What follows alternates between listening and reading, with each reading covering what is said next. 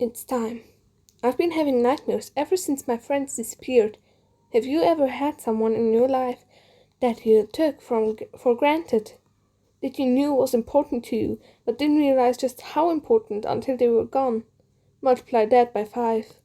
Given how shook up I was, nightmares weren't really a big surprise, but the dreams I've been having have been getting worse lately. More vivid, more painful. The last part really doesn't make any sense to me. Sometimes you dream that you can smell or feel something, sure, but I've never felt anything that hurt this bad and didn't end with me waking up on the floor. The dream starts innocently enough. I'm in Cloudsdale, just like I was that night, having a blast and partying with the other wonderful hopefuls. Who wouldn't want to rub pin feathers with the best flyers in Equestria? For that matter, who was I to deprive them of the one and only Rainbow Dash? But, just like that night, a pang of guilt makes me think about all my friends back home, which in turn makes me glance out across the star-choked sky and search for the lights of home. That's when I see it, and every time it makes my heart drop into the pit of my stomach. Ponyville is burning. This is where the dream changes from just being a dramatic replay of memory, because in the dream every pony is cheering and stomping their hoofs like this the best thing that could possibly happen. Every pony is smiling, and as I gaze in horror at the bonfire that was town, the stars are blotted out by the rising smoke. Only the moon remained shining through the haze, a thin sliver of a moon, like a crimson smile in a hellish cinder-choked sky. Without realizing I've even taken off, I find myself flying over Ponyville. Once I realize where I am, my first thought is always, this time it will be different. This time Rainbow Dash, Ponyville's own weather pony, is here to save the day. Though no matter how fast I fly, no matter how high or wide I search, there's never a cloud in the sky, just smoke and that ever-smiling crescent moon. I couldn't make it rain, even if I wanted to, and meanwhile all the little rivers and streams that exist around Ponyville in the real world are bone dry. As always, I found myself growing tired, my wings dropping as I searched in vain for a pond, a puddle, or even a bucket of water. As always, I find myself dipping closer and closer to the flames. In fact, that I can't feel any heat from the fire doesn't surprise me anymore, so I went without much alarm. It's weird how dream logic works, where the fantastical can seem commonplace and the mundane bone-chilling. Still, as my hoofs settle into the ashes of Ponyville, I can never truly prepare myself for the shock that always awaits me. Every pony is here. There goes Chilari, leading a troop of skeletal children into the blazing schoolhouse, with them barely more than a collection of blackened bones and sitting at crumbling desks. The bell rings steady as old children gather in front of a blood-smeared blackboard for class. Further on, the market is busy with activity as the charred remains of customers haggled of the price of withering goods, the grinning skulls making it difficult to read how their bargaining is progressing. Lyra, another familiar pony, sits stoically upon a park bench as flames dance in what is left from her mane and slowly consume the right side of her face. Ashes rise all around me, sweeping into the smoke-choked sky like a reverse snowstorm.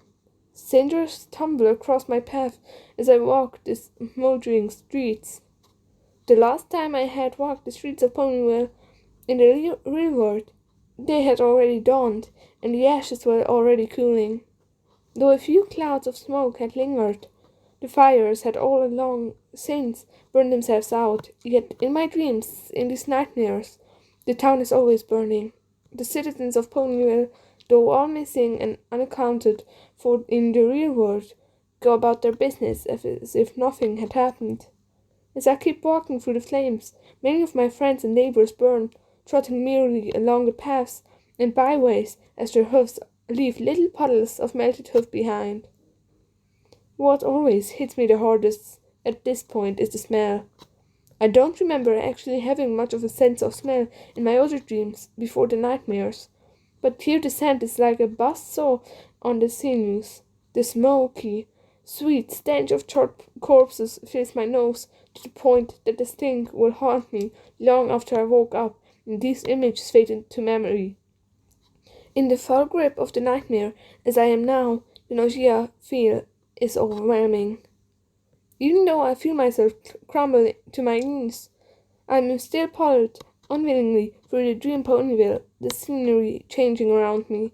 As I look up, dizzy with the sense of displacement and the reeking odor of death, I pass familiar faces. They are the same faces every night now. Here's Sweetie Belle and Scootaloo playing jump rope with a filly who's drenched from head to hoof in some sticky brown goo. The rope is made of their own broken and twisted limbs tied together in horrible knots. With each hop over the rope, a little of the sludge drips from off the third pony, and it's only after a pink bow pokes through that I realize she's Apple Bloom. Her sister Applejack is never far away, impaled on a fence post like some obscene carousel pony, the sharp stake jutting out of her gaping mouth. She looked as though she had been skinned alive and half eaten, but it's equally as drenched as her sister in caramel-colored gunk. Further along is Rarity chatting amiably with Spike. Her white coat is jet black and flaking, and thick bloody goo dripping from beneath her peeled skin. The baby dragon's face looked like it's been scooped out, a gooey, hollowed-out cavity like an empty bowl where a smile should be. The frightening image doesn't stop as I round a corner and find myself in the middle of a dance of the dead. Ponies in various states of death and decay, undulating the ruined bodies to a slowly but steady beat. On stage, DJ Pony 3, a celebrity who had disappeared along with the rest of the citizens of Ponyville, performs despite the fact the shards of her trademark sunglasses are jammed into her empty eye sockets. The nightmare changes, and at last I find myself at a familiar door. All the horror and nausea the rest of the dream had inspired is nothing compared to the dread that grips me every time I see the terrible door. The town library blazes like a heart-warming tree, its skeletal branches blossoming with flames. It looks exactly like it had the day after Nightmare Night, the day after my old life had ended. Gnarled, leafless limbs clawing the sky. The door creaks slowly open and, just like its exterior, the interior of the library is a rolling inferno. It's heartbreaking to see the shelf of the Daring Do series I had once borrowed from Twilight Sparkle burning just as brightly as all the rest. As always, the feeling seems to conjure my old friend into life. Twilight, impossibly tall in my nightmare, is the worst blood-dripping horror I have seen so far. Visible bites are taken out of her all over her body, her intensity is trailed across the floor, and her jaw hangs by a loose thread. Her eyes, bulging and bloodshot with pain, lock into mine, and I can't suppress a whimper. Part of me hopes I haven't went to bed again. It doesn't help that not all of the guts being dragged across the floor belong to this walking corpse of my long-lost friend. Beneath me, the soft bits and pieces that had once been Pinkie Pie slip and slither in a living carpet, riffing back and forth in the throes of a death that never comes. I'd rather not describe how I know it's Pinkie Pie. Let just suffice to say that the high-pitched giggles and the texture of her tongue have grown all too familiar. I feel my mouth open in a soundless scream, every fibre of me being wanting to be somewhere else, anywhere else, as twilight reaches out to me. I close my eyes, unwilling to watch. I don't want to look. She can't make me look. The laughter that floods the dream is defeating. The only then that I feel the heat of the flames. Feel my skin peeling and bursting as the juices beneath my flesh turn to steam and bubble out of my pores. I won't go through this again. It's time. I have to wake up. I will wake up.